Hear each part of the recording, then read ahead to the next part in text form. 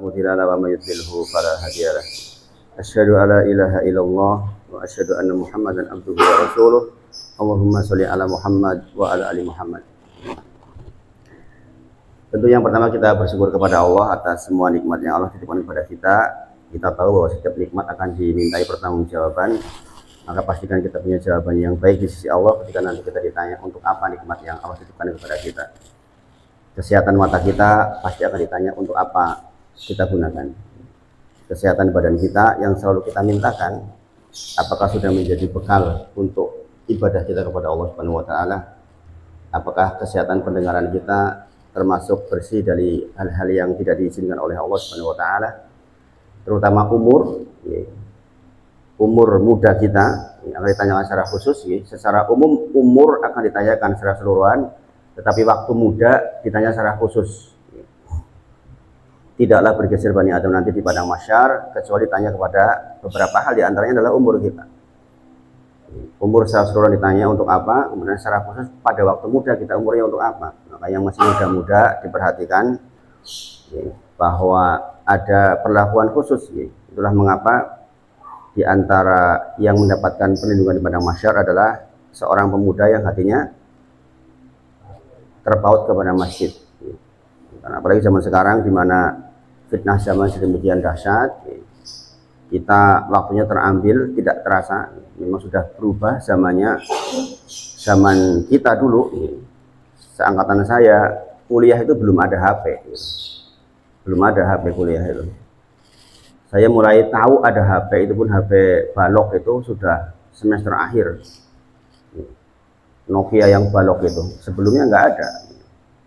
Tapi zaman sekarang anak kecil pun sudah pegang gadget, yang artinya seluruh informasi, seluruh fitnah zaman itu masuk di depan tangan kita.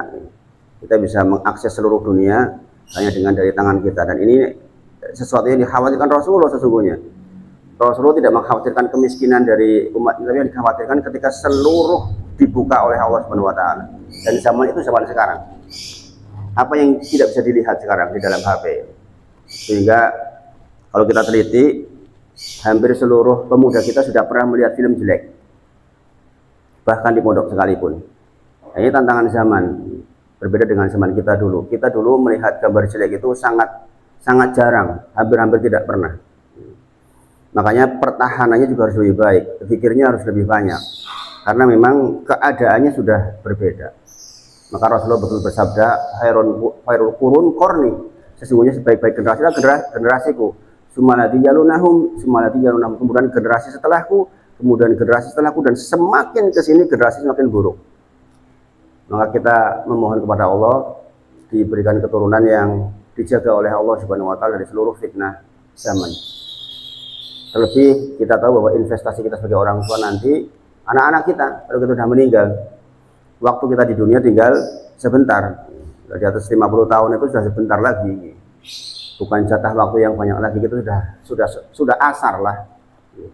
Sudah mau maghrib, sudah mau tenggelam kita itu. Makanya mudah-mudahan kita diberi berkah oleh Allah, di sisa waktu benar-benar hanya untuk beribadah kepadanya, itu dengan selalu bersyukur kepada Allah. Yang para ulama menyebut syukur artinya ada bekas dari nikmat Allah. Jika kalau diberi nikmat sehat, ya bekasnya berjalan ke masjid, bekasnya mendengar adzan dan menjawabnya, bekasnya bersedekah bagi yang punya harta. Demikianlah Allah menuntut kita nanti di padang mahsyar. Sekali lagi mudah-mudahan kita disampaikan oleh Allah kepada umur yang baik, yang penuh dengan barokah, dan terhindar dari ardal umur, yaitu umur yang panjang tetapi tidak memberikan manfaat apa-apa. Baik, kita lanjutkan kitab sholat kita. Kita sampai kepada sunnah yang nomor 11, sudah selesai insya Allah, yaitu tentang redaksi doa sebelum salam. Di dalam tasyahud akhir kita sudah pelajari 6-6-nya insya Allah. Kemudian sekarang sunnah yang ke-12, yaitu mengucapkan salam yang kedua. Jadi hukum dari salam yang kedua itu adalah sunnah. Artinya kalau dengan sholat munfarid, lupa, dewean, kok dengan salam assalamualaikum warahmatullahi, kemudian dengan pergi, itu masih sah sholatnya. Tetapi jika kita jadi makmum, maka kita tidak boleh keluar sholat kecuali imam selesai. Artinya kita nggak boleh keluar ketika imam belum salam kedua, kita nggak boleh.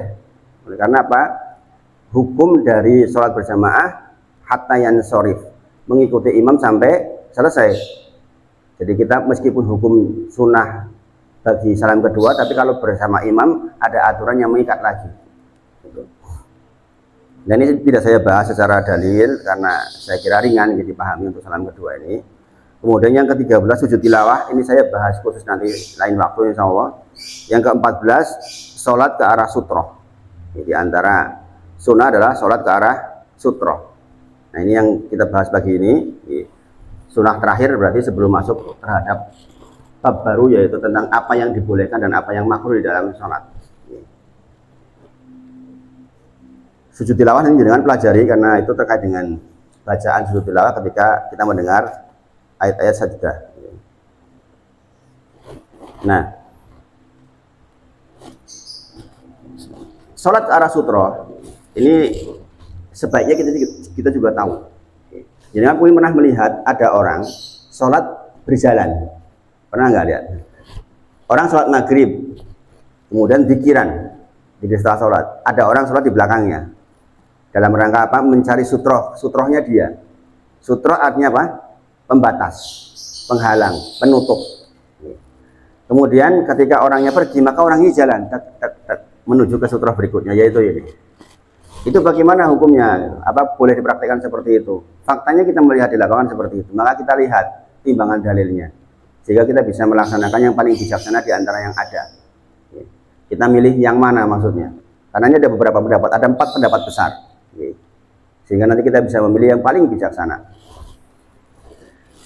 Sutroh, secara bahasa, apapun yang dapat menghalangi, namanya sutroh. Sebagian besar ulama berpendapat sutroh itu harus ada ketinggiannya. Seperti ini misalnya nih, yang untuk HP ini minimal segini inilah. Walaupun ada pendapat yang mengatakan yo anggere kui batas yo sutroh, contoh sajadah. Ada yang mengatakan ya pokoknya garis itu ya sutroh batasnya. Kenyataannya di zaman sekarang orang juga nggak berani lewat kalau sudah ada sajadahnya, ya enggak? Apa ya tidak sajadah kan enggak? Tetapi secara hukum asal sutroh itu penghalang, pembatas yang ada ketinggiannya. Nanti kita lihat ya. Dalam terminologi fikih, kalau kita lihat dari sisi fikih, segala sesuatu yang berdiri di depan orang yang sedang sholat, entah bentuknya tongkat atau tanah yang gundukan tanah atau tanah yang disusun, bata-bata gitu, atau semacamnya untuk mencegah orang lewat di depannya. Jadi fungsinya untuk mencegah orang yang orang sholat tidak dilewati. Ini juga tak mau diintip.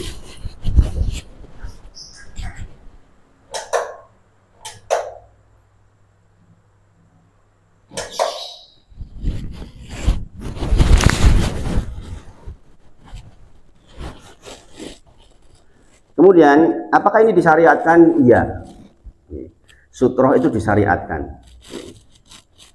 Hadis dari Nabi Muhammad SAW, riwayat Abu Sa'id Al-Khudri, "Idza shalla ahadukum falyusolli ila sutratin." Ini lihat nih. Hadis ini kalau kita pahami secara tekstual seolah-olah sutroh hukumnya wajib. Karena di sini perintah dari Rasulullah SAW. Hukum asal perintah dari Allah dan Rasulnya menjadi wajib, hukum asal. Kecuali ada korinahnya. Korinah itu tanda-tanda yang menggugurkan hukumnya wajib itu. Memalingkan, korinah itu memalingkan terhadap hukum wajib itu. Karena secara asal perintah itu wajib. Bayangkan bagaimana nggak dikatakan wajib kalau melihat seperti ini toh. Idza sholat ahadukum, jikalau di antara panjenengan sholat, falyusolli ila sutratin, maka sholatlah menghadap ke sutroh. Seolah-olah ini orang sutroh ya masalah gitu. Ya kan? Kalau dari dalil ini. Cuma kita lihat ada beberapa dalil pendukung yang lain yang harus kita pahami sehingga kita luas di dalam memandang. Hadis dari Sabroh bin Ma'bad Al-Juhani radhiyallahu anhu, kata Rasulullah SAW, sutroh rajuli, sutroh bagi seseorang fi sholati, di dalam sholatnya, asahmu wa idza sholat ahadukum falyastatir bisahmin. Sutroh seorang ketika sholat adalah anak panahnya. Jika seseorang di antara kalian sholat, hendaknya menjadikan anak panah sebagai sutrohnya. Nah, ini menunjukkan bahwa sutroh itu ada ketinggiannya. Nah, anak panah niku lah ada ketinggiannya, gini bang. Makanya para ulama menyebutkan, sebagian mengatakan bahwa tidaklah dikatakan sutra kecuali ada ketinggiannya. Ya minimal seginilah 70 cm ya gini nih. 60-70 cm. Jadi ini buku tok ini kira dianggap sutra menurut pendapat hadis ini. Makanya kalau kita memang mau mempraktekkan, ya kalau tidak mau berselisih, ya sutra itu ada ketinggiannya.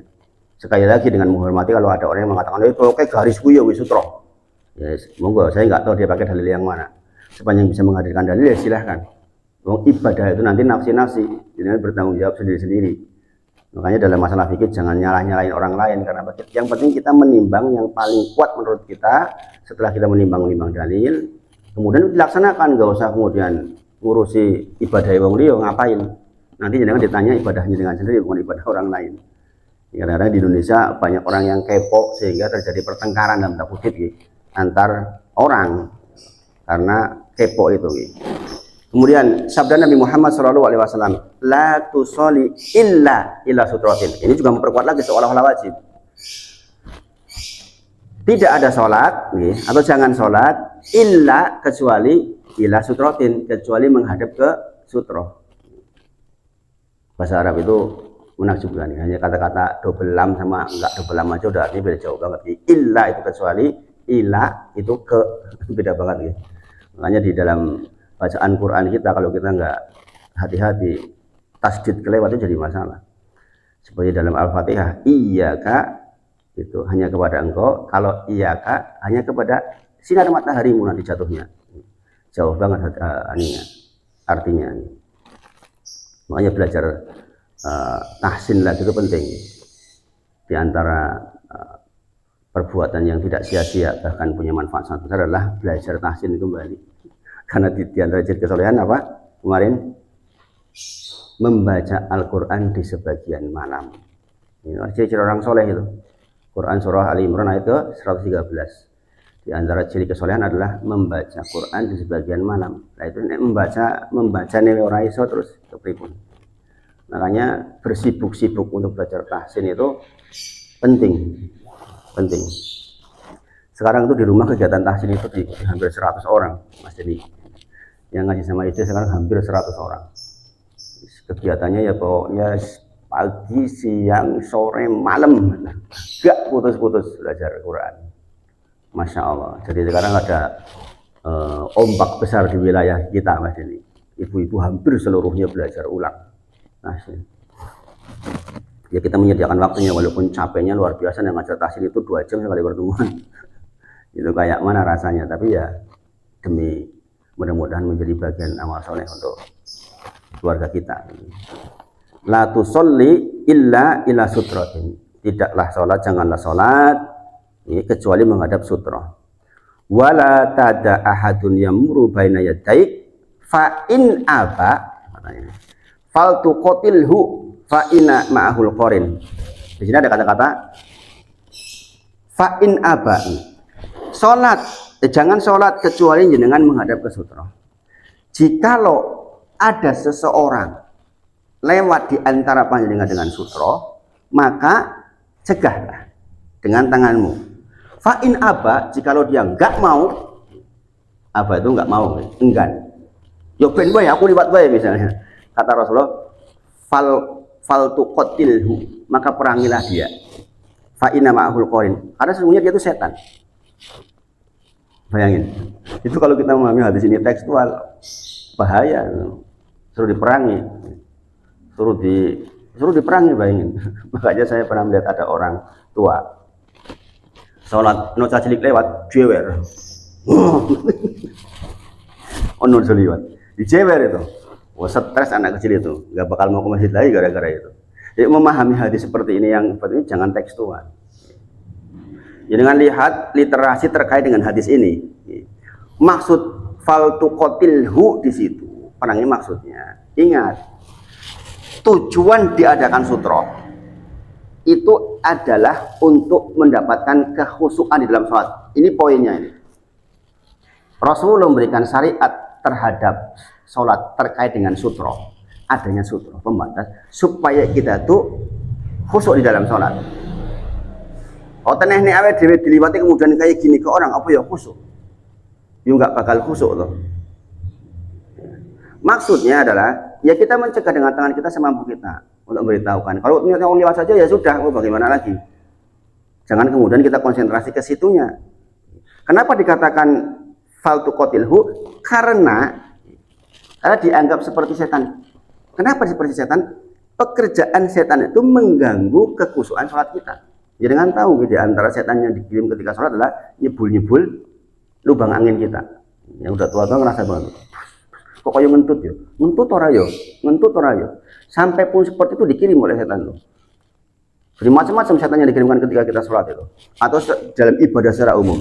Wabil khusus dalam masalah sholat ini.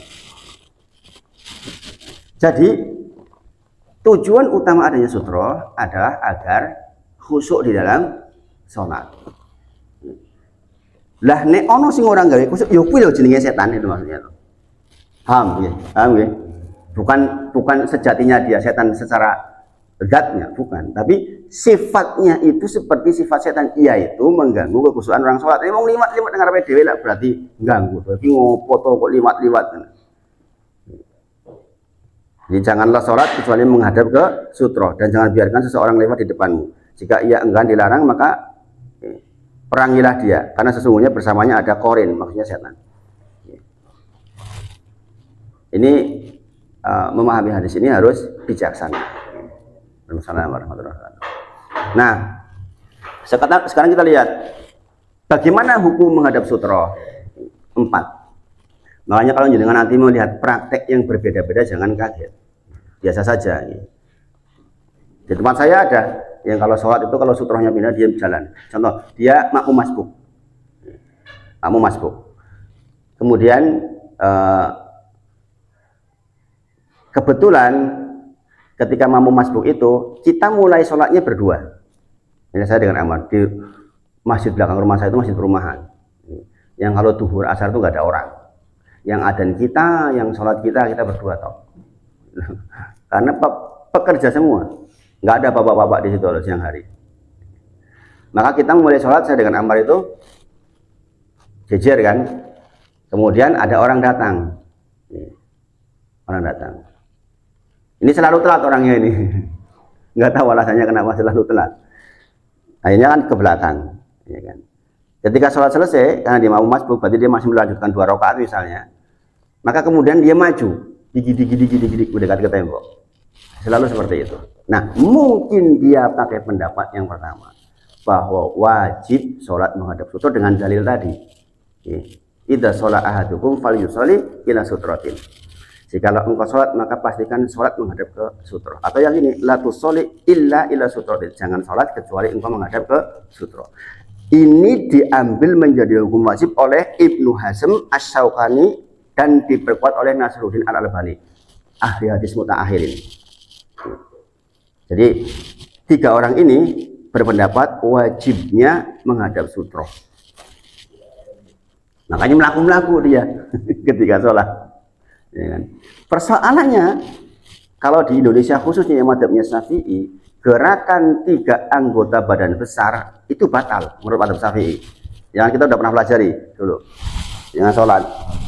Allahu Akbar. Laku. 1, 2, 3 batal nih menurut madzhab Syafi'i. Karena melakukan 3 gerakan anggota badan besar menurut madzhab Syafi'i batal. Maka mempraktekkan ilmu juga harus dengan pertimbangan. Contoh, katakanlah jenengan mengikuti yang wajib menghadap sutro, berarti nek sutro pindah, jenengan harus cari sutro baru. Kalau jenengan di kampung yang belum pada belajar fikih secara umum, nanti jenengan dikira wong stres. Sholat kok melaku ki aliran opo, kan begitu. Nah, daripada menimbulkan fitnah seperti itu, yang mendingan bertahan. Karena ada ulama yang berpendapat sunnah, bahkan yang lebih kuat sunnah.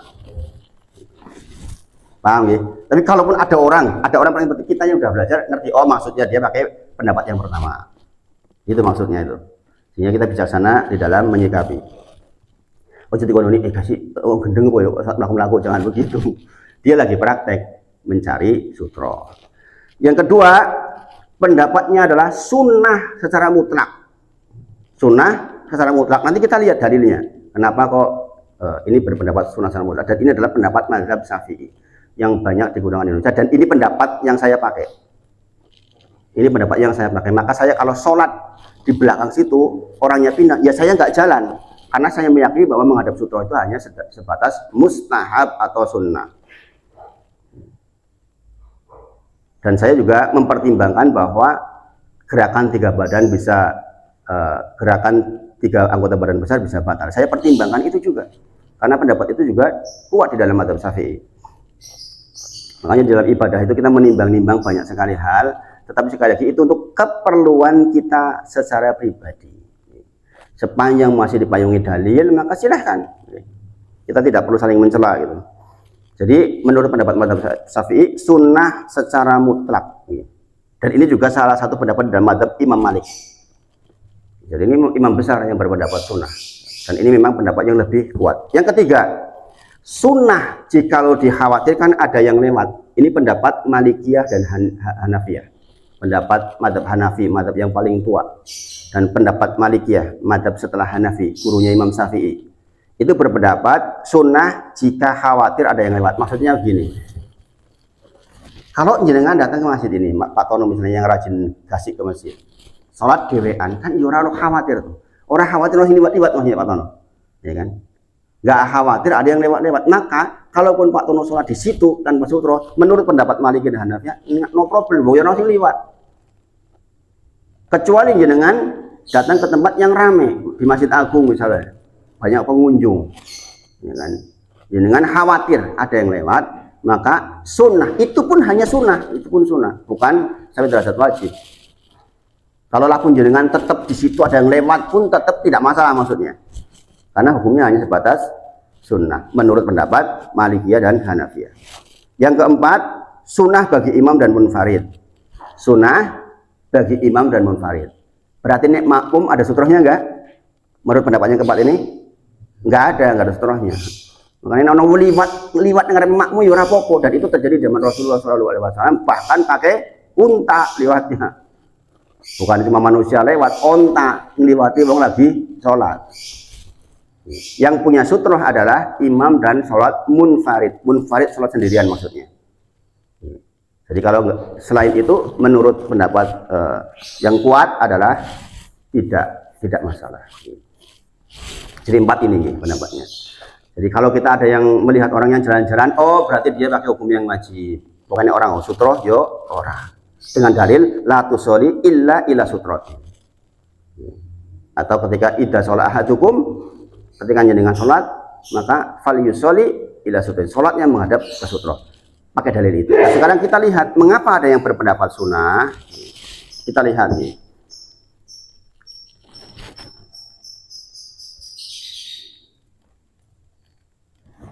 Pertama, pendapat dari Muhammad bin Shalih Al-Utsaimin dalam Sahrul Mumti ini, ulama Saudi Arabia, menyebut beberapa korinah. Korinah itu tanda-tanda tentang tidak wajibnya. Yang pertama hadis dari Abu Sa'id Al-Khudri radhiyallahu anhu yang kita barusan bahas, idza sholat ahadukum ila syai'in yasturuhu minan nas fa arada ahadun, dan seterusnya. Di sini kata-kata kuncinya adalah idza sholat ahadukum ila syai'in. Jika salah seorang dari kalian sholat menghadap sesuatu yang ia jadikan sutroh. Nah, kata-kata jika panjenengan sholat, umpami panjenengan ke sholat. Itu menunjukkan di zaman Rasulullah itu dulu tidak semua orang juga menghadap ke sutroh. Karena bahasanya jika jenengan sholat menghadap sutroh, berarti ada kemungkinan ada orang yang nggak ngadep sutroh, atau berarti nek jenengan sholat ngadep sutroh, kan berarti ada orang, bisa jadi orang lain nggak pakai sutroh. Dan ini terjadi di zaman Rasulullah. Ini menjadi dalil bahwa oh ini korinah bahwa pendapat yang kuat adalah yang mustahab atau sunnah, tidak sampai derajat wajib. Kemudian hadis dari Ibnu Abbas radhiyallahu anhu, Rasulullah sallallahu alaihi wasallam yusolli biminan ila ghairi jidar. Rasulullah sholat di Mina ila ghairi jidar, dengan tanpa ada pembatasnya. Artinya Rasulullah dilihat oleh para sahabat pernah mempraktekkan sholat tanpa pembatas. Padahal Rasulullah perintahkan kan tadi, fal yusolli ila sutrotin. Nek delok kalimate koyo-koyo to wajib, tapi ternyata Rasulullah juga mempraktikkan kadang-kadang tidak menghadap sutra. Ini menjadi korinah bahwa tidak sampai derajat wajib, hanya sebatas sunnah. Kemudian hadis dari Ibnu Abbas radhiyallahu anhu, anna Rasulullah sallallahu alaihi wasallam adalah Nabi Muhammad sallallahu alaihi wasallam salat di lapangan. Suatu ketika Rasulullah, laisa baina yadayhi syai'un, nggak ada pembatasnya sama sekali, nggak ada apa-apanya di depannya. Nah, ini menjadi dalil bahwa kadang-kadang Rasulullah mempraktikkan sholat tanpa menghadap ke sutra. Jadi sederhana, gitu. Jadi sekarang kita sudah tahu kalau jenengan melihat orang praktek sholat ada yang menghadap sutra dan tidak, kita tidak perlu ribut. Karena apa? Itu tadi pendapatnya ada 4 dengan masing-masing dalilnya juga bisa dipahami. Yang mengatakan wajib silahkan, yang mengatakan sunnah secara umum. Tapi kita menghargai pendapat yang mengatakan wajib. Di Masjid Abdurrahman bin Auf misalnya itu kebanyakannya berpendapat wajib. Maka kalau ada yang pindah ya dia jalan. Walaupun di madhabnya Masjid Abdurrahman bin Auf itu lebih cenderung ke madhab Hambali sebenarnya. Walaupun mereka mengatakan tidak pakai madhab, itu cenderung ke madhab Hambali. Sebagian ada yang mempraktikkan jalan. Atau di Arido, Pak Tono. Arido biasanya pakai yang wajib biasanya. Nah, kalau ada sutrohnya pindah, biasanya kita ikut jalan. Saya termasuk yang meyakini sunnah. Kenapa? Menurut timbangan dalil, menurut saya lebih kuat. Walaupun sekali lagi kita menghargai yang mengatakan wajib. Jangan praktek selalu menghadap sutra itu tentu saja baik-baik saja, wong itu disyariatkan. Tapi jangan mencela yang tidak pakai sutra. Ini salat orang ngadep sutra, salah kayak salah. Nah itu kan kurangnya ilmu biasanya kayak gitu itu. Kurangnya ilmu. Nah ini adalah sunnah terakhir dalam bacaan kitab sholat kita, sunnah sholat menghadap sutra. Mudah-mudahan bisa dipraktekkan yang sudah kita lewati.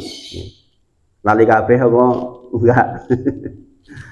Videonya masih ada, kalau misalnya mau belajar ulang dipelajari di videonya dari awal sampai akhir, dari rukun, rukun takbiratul ihram, kemudian kita sudah bahas rukun qouli yang 5, kemudian bagaimana ruku, bagaimana sujud, bagaimana bacaan di dalam ruku, bacaan i'tidal yang variasinya sangat banyak. Kemudian kita sudah bahas juga yang wajib, diantaranya adalah tahiyat awal atau tasawuf awal. Kita sudah belajar yang rukun semua, kemudian yang sunnah juga sudah, tinggal kita praktekkan. Mudah-mudahan Allah mudahkan untuk perbaikan sholat kita. Di sisa waktu kita bahas sedikit tentang persiapan puasa nih, insya Allah. Saya hanya mengabarkan 4 hal saja. Bagaimana tahun lalu ini kitabnya Ustadz Ibnu. Ada hal yang saya kira penting untuk diingat-ingat, untuk motivasi buat kita.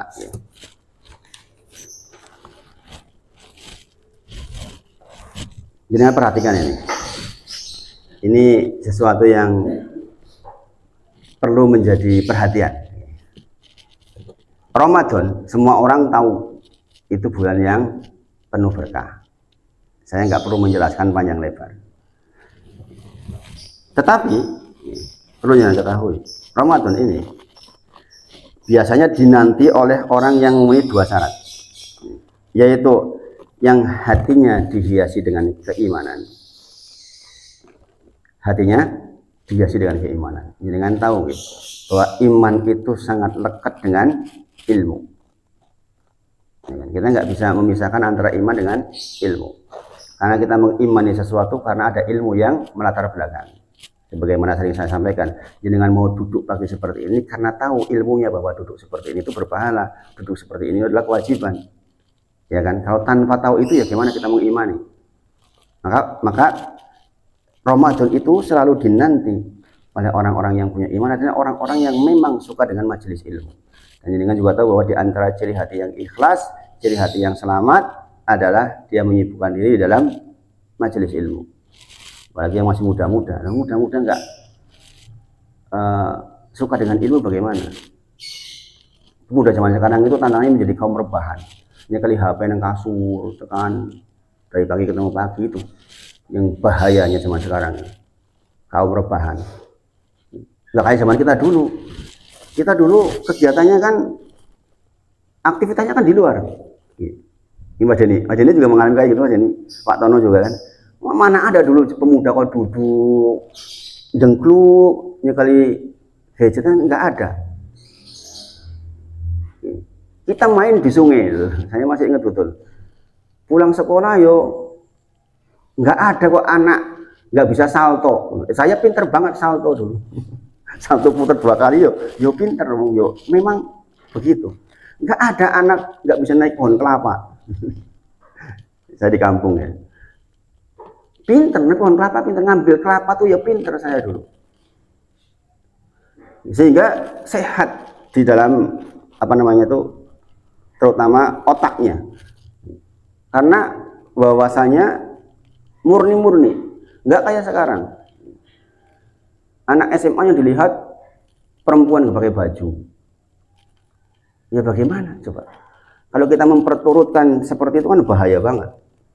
Anak-anak kita tuh seperti itu menghadapi zaman seperti itu. Nyekrol video semenit, tahu-tahu duhur. Wis diundang sholat, urung mangkat. Yang ada malas, ngantuk. Anda mengerikan. Inilah zaman sekarang. Makanya semakin kesini zaman semakin buruk. Tahu-tahu nggak dapat apa-apa. Nah, mengerikan. Makanya orang yang hatinya dihiasi dengan keimanan, dia akan sibuk dengan ilmu. Kalau sudah sibuk dengan ilmu, itu dia nggak akan punya kesempatan untuk yang aneh-aneh. Jadi kan kalau sibuk dengan ilmu, tahsin aja lah sekarang, orang tua udah pada belajar tahsin, sibuk itu udah. Kita mempelajari hal-hal yang terasa baru. Idhom ada macam-macam, ya kan? Saktah, ya kan? Bacaan imalah baru-baru buat jenengan, kan dulu kan nggak ada kayak gitu. Iya nggak Pak Tono? Dulu kita nggak mengenal ilmu gharib, ya kan? Padahal itu ada, dari dulu ada sebenarnya itu, ya kan? Nah sekarang dengan terbukanya media, kalau kita mau bisa memanfaatkan dengan baik, ya itu tuh ada tuh di online pun. Sambil kita belajar offline, di online pun itu tersedia. Contoh, idza jaa nasrullahi wal fath wa ra'aitan nasa yadkhuluna fi dinillahi afwaja fasabbih bihamdi rabbika wastaghfir. Ini hampir semua orang keliru di situ. Ya kan? Kenapa? Karena di situ ada dua apa? Sukun. Ro dan ha. Aslinya kan wastaghfirhu. Kalau di wakaf banyak orang yang wastaghfir, bukan wastaghfir. Kan harus ada hanya. Ini bang, kayak itu kan nggak dipelajari ya lupa. Padahal hilang itu berarti hu kata gantinya hilang itu. Bisa berubah arti. Bayangin, kalau kita sibuk dengan ilmu, nggak sempat nontonnya, nggak perlu, nggak sempat mikir yang aneh-aneh, nggak sempat. Kenapa? Banyak sekali yang kita pelajari. Coba misalnya. Syahrul Ramadan alladzi unzila fihi al-Qur'an hudan lin-nasi wa bayyinatin minal huda wal furqan faman syahida minkumus syahra falyasum. Ada hadis tadi falyasum, ada haknya di situ. Kalau orang nggak perhatian ya falyasum, padahal falyasum gitu. Hal-hal seperti itu kalau kita menyibukkan seperti itu nggak akan sempat mikir-mikir yang lain-lain. Banyak sekali ilmu yang kita tidak pahami. Makanya saya katakan sungguh Ramadan itu dinanti oleh orang-orang yang dihiasi hatinya dengan keimanan. Artinya dia memang kecintaannya kepada Allah luar biasa lewat ilmu yang dia pelajari. Nggak mungkin kita meningkat cintanya kepada Allah, cintanya kepada Nabi Muhammad SAW tanpa ilmu. Itu mustahil. Mustahil. Ya, hari-hari kita penuhi dengan bacaan. Bingung tanya WA. Saya tuh WA dari jamaah itu banyak banget. Nanya ini nanya itu, terutama ibu-ibu tuh sering hal-hal. Berarti mereka belajar.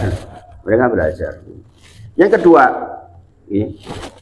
Ramadan itu hanya akan dinanti oleh orang-orang yang punya kecintaan terhadap Islam dan syariatnya. Jadi kalau kita nggak punya rasa cinta, ini orang cinta bagaimana sih? Bagi yang sudah pernah menikah, pernah jatuh cinta kan tahu. Nggak ketemu sebentar aja rasanya orang karu-karuan. Sesungguhnya memang begitu. Seharusnya begitulah kita terhadap syariat Islam. Kita tuh cinta banget tuh dengan syariat Islam. Sehingga kalau ada yang belum mengerti rasanya tuh, gimana tuh aku ngerti ya. Sehingga dia berusaha menemui, dia berusaha bertemu dengan apa yang dia cintai. Dan Ramadan itu akan hadir kepada orang-orang yang hatinya dihiasi dalam kondisi seperti itu. Kemudian Rasulullah sangat gembira jika Ramadan tiba. Dan kegembiraan itu dikabarkan kepada para sahabat. Ini penting loh itu. Penting. Kalau ada kegembiraan itu kabarkan ke orang lain. Jadi orang cerita bilang gerengsenge. Gerengsenge itu pembicaraannya itu sudah mulai di bulan Sa'ban kayak gini, udah persiapan Ramadan apa saja ini sudah ditata dari sekarang. Karena memang kita betul-betul gembira, dan ini Rasulullah SAW sangat bergembira ketika Ramadan datang, dan Rasulullah mengabarkan kegembiraan itu kepada orang lain. Hadis dari Nabi Muhammad SAW, an Abi Hurairah radhiyallahu anhu qol, dari Abu Hurairah, lamma hadara Ramadan qala Rasulullah sallallahu alaihi wasallam qad ja'akum Ramadan syahrun mubarakun. Jadi ketika datang Ramadan, maka Rasul kabarkan kepada para sahabat, sudah datang Ramadan untuk kalian nih. Qad ja'akum Ramadan syahrun mubarak. Bulan yang penuh dengan keberkahan. Maka persiapannya itu harus matang betul. Kita berharap betul di bulan Ramadan tidak banyak masalah yang timbul. Walaupun tidak bisa menafikan kita hidup dengan banyak masalah. Tapi kita meminta meminimalisirlah di bulan Ramadan khususnya, karena kita ada perlombaan di situ. Perlombaan untuk sebanyak-banyaknya menumpuk pahala. Kalau ini adalah Ramadan terakhir kita. Kata Rasulullah, aftaradullahu alaikum siyamahu, diperintahkan kepada kalian berpuasa di bulan itu. Ini persiapan fisik. Tuftahu fihi abwabul jannah wa huliqat abwabun niron wa sufidati syayatin. Dibuka pintu surga, ditutup pintu neraka, wa sufidati syayatin. Setan-setan dibelenggu. Di dalamnya fihi Lailatul Qadar. Di dalamnya ada Lailatul Qadar yang lebih baik dari 1000 bulan, lebih baik dari 83 tahun. Artinya kalau ada orang di malam Qadar baca Quran setengah jam, koyo-koyo to dia setiap malam baca Quran setengah jam selama 83 tahun tidak pernah putus. Itulah mengapa umatnya Nabi Muhammad SAW mengalahkan umatnya Nabi Nuh yang umurnya ribuan tahun. Karena kalau kita ketemu 10 kali saja malam Qadar, berarti koyo-koyo to tambah ibadah 830 tahun. Bayangkan, dalam kondisi ibadah loh itu. Dalam kondisi ibadah, makanya ngalah ke umatnya Nabi Nuh alaihissalam. Tidaklah surga dibuka kecuali untuk umatnya Nabi Muhammad duluan, padahal adalah orang yang belakangan. Karena di antaranya adalah karena ini, karena ada syariat Ramadan ini. Makanya dikatakan di sini, man hurima khairoha, barang siapa yang terhalang dari kebaikan, qad hurim, dia benar-benar terhalang. Sing sinten kemawon terhalang dari ibadah di bulan Ramadan atau secara khusus di malam Qadar. Kata Rasul, wih bener-bener wong sing terhambat, bener-bener wong sing rugi maksudnya. Lah gimana nggak rugi? Ibadah 1 jam malam itu koyo-koyo to ibadah 1 jam kali 83 tahun. Nek nganti wong iku kok keturun atau ndulalai sakit, itu bener-bener kata Rasul, bener-bener qad hurim, bener-bener orang yang terhalangi. Maka kita minta betul tuh untuk mendapatkan hadiah besar. Kita bisa mengisi malam Qadar dengan baik itu dari awal. Kita nggak pilih-pilih, pokoknya setiap malam itu kita ibadah dengan maksimal, terawih dengan baik, maca Quran rakyat tanggung 1 halaman, supaya mendapati malam Qadar dalam kondisi yang kita punya ibadah, kita apa namanya sedekah 10.000 setiap malam, kan mesti entuk berarti. Dan dengan setiap malam 10.000, 10.000, 10.000, yang punya uang 100.000, 100.000 selama 1 bulan, berarti pasti salah satunya malam qadar. Ya kan? Mudah logikanya. Setiap malam zikir, berarti pasti salah satunya pasti kita ketemu malam qadar dalam kondisi zikir. Setiap malam mau corak ketang 1 halaman, berarti pasti ada malam di mana kita malam qadar mendapatkan 1 halaman. Sederhana sebenarnya ini, sederhana. Bayangkan sekarang kita ketemu malam qadar menjadi orang yang rugi, menjadi kaum rebahan. Kita cuma buka-buka gadget, berarti ditulis 83 tahun koyo-koyo temu dolanan gadget, subhanallah. So, takutnya nang akhirat bingung banget itu. Pengen ngopo? Bayangin, mengerikan kan? Ini fitnah semua orang sekarang. Orang tua juga sekarang. Ya kalau untuk keperluan nggak masalah. Tapi kebanyakan yang untuk keperluan itu sedikit, yang untuk keperluan sedikit. Keperluan kita kan sedikit sebenarnya. Gitu. Ini tantangan semua orang zaman sekarang. Demi Allah, setan gepeng itu sekarang lebih mengerikan. Setannya udah terlalu jelas. Setan gepeng seperti HP ini benar-benar mengambil waktu kita. Dan akan banyak masuk informasi yang nggak jelas yang kita nggak perlu. Padahal Rasulullah menyampaikan min husni islamin mar'i tarkuhu malayakni. Di antara keindahan keelokan Islam seseorang meninggalkan yang bukan urusannya. Bayang kita nonton tentang apa saja video. Nonton tentang binaraga misalnya. Oh, kita bukan binaragawan, ngapain? Nonton tentang nanam pohon mangga, kita bukan petani. Kecuali kita punya keperluan mau tanam pohon mangga. Semuanya ditonton, nonton pitik, nonton angsa, apa saja ditonton. Subhanallah. Mengerikan nih. Demi Allah, besok di antara pertanggungjawaban paling berat di sisi Allah itu masalah HP di zaman sekarang. Karena memang luar biasa pengaruhnya kepada kita. Bisa menghancurkan kehidupan seseorang HP itu. Kemudian, siapa yang merasa amalnya masih kurang? Inilah saatnya Ramadan ini untuk dalam tanda kutip balas dendam. Balas dendam tanda positif ya maksudnya ya. Aku selama 11 bulan amalku sih kurang.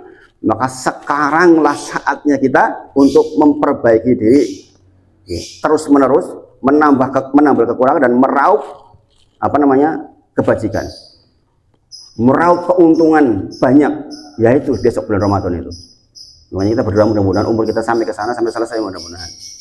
Kita nggak tahu akan sampai apa tidak. Meskipun tinggal beberapa hari lagi, tapi kan kita nggak tahu. Kemudian bagi yang merasa dosanya masih banyak dan masih sering bermaksiat, entah bermaksiat dengan mata, dengan pendengaran, dengan tangan, dengan kaki, inilah waktunya kita banyak istighfar.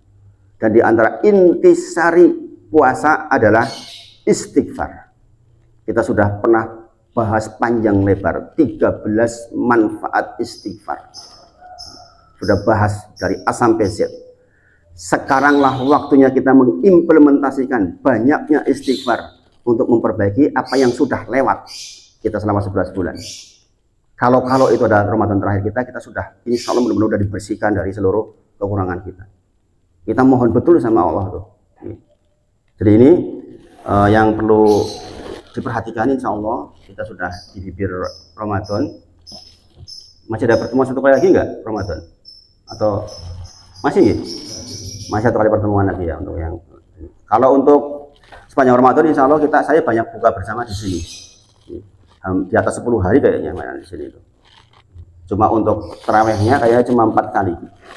Karena dibagi-bagi. Itu aja kemarin saya ngambil yang di Al-Fajr diambil lagi Mas. Karena untuk keperluan di beberapa masjid yang lain. Jadi karena ada beberapa masjid baru, makanya tahun ini enggak sebanyak tahun lalu untuk terawihnya. Mudah-mudahan bermanfaat apa yang kita bahas pagi ini, dan mudah-mudahan Allah berkahi sisa hidup kita. Kita tutup dengan kafaratul majelis. Subhanakallahumma wa bihamdika asyhadu an la ilaha illa anta astaghfiruka wa atubu ilaik. Wa akhiru da'wana alhamdulillahirabbil alamin. Assalamualaikum warahmatullahi wabarakatuh.